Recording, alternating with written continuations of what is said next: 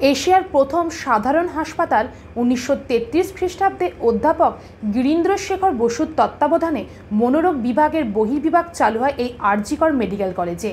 আজ ভারত তথা বিশ্বজুড়ে চলছে প্রতিবাদ আর.জি. কর নিয়ে। 1897 খ্রিস্টাব্দের 23শে জুন মাত্র 12 জন ছাত্র নিয়ে পঠন পাঠন শুরু হয়।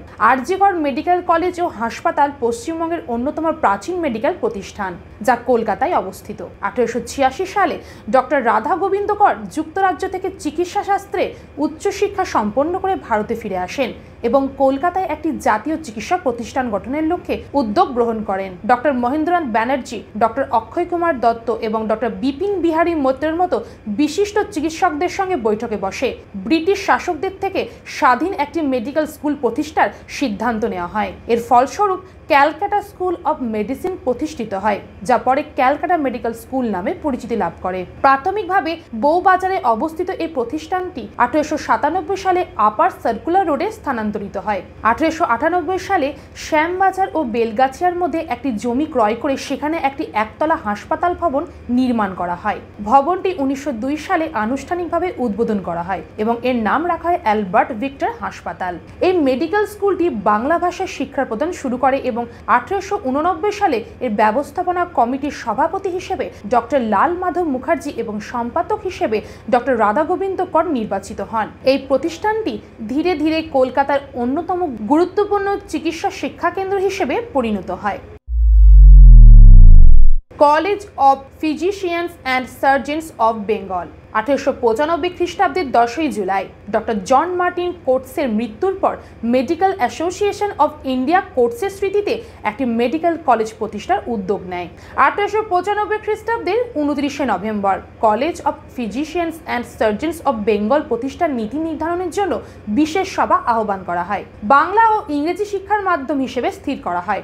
1896 খ্রিস্টাব্দের 13ই জানুয়ারি কলেজের আনুষ্ঠানিক উদ্বোধন করা হয়। 1897 খ্রিস্টাব্দের 23শে জুন মাত্র 12 জন ছাত্র নিয়ে পঠন পাঠন শুরু হয়। 1911 খ্রিস্টাব্দে সম্রাট পঞ্চম জর্জ ও সাম্রাজ্ঞী মেরি তাদের ভারত ভ্রমণকালে 5,000 টাকা দান করেন।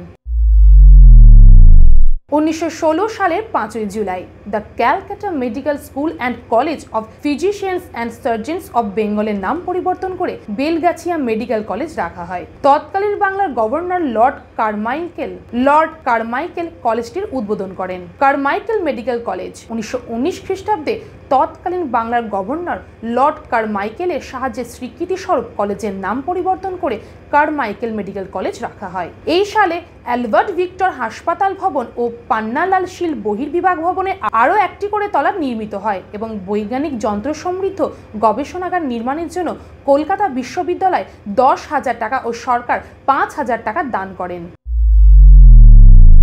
স্বাধীনতার পরে 1948 খ্রিস্টাব্দের 12ই মে এই কলেজের নাম পরিবর্তন করে এক রূপকার ডক্টর রাধা গোবিন্দ করের নামে রাধা গোবিন্দ কর মেডিকেল কলেজ ও হাসপাতাল রাখা হয়। 1949 খ্রিস্টাব্দে স্যার নীলরতন সরকার গবেষণা কেন্দ্রে আরও 2টি তলা তৈরি হয় এবং এই সালেই পশ্চিমবঙ্গের তৎকালীন রাজ্যপাল doctor Kailashnath Katju Bengal immunity therapeutic ব্লকের উদ্বোধন করেন।